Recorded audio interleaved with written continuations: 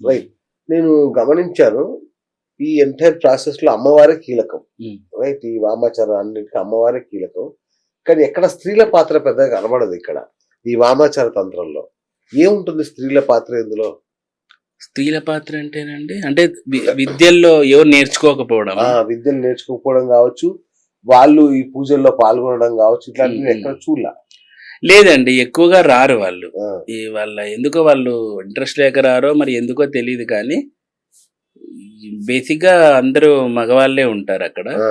స్త్రీలు అనేది చాలా తక్కువగా ఉన్నారు. ఓకే. ఎక్కడో రేరు.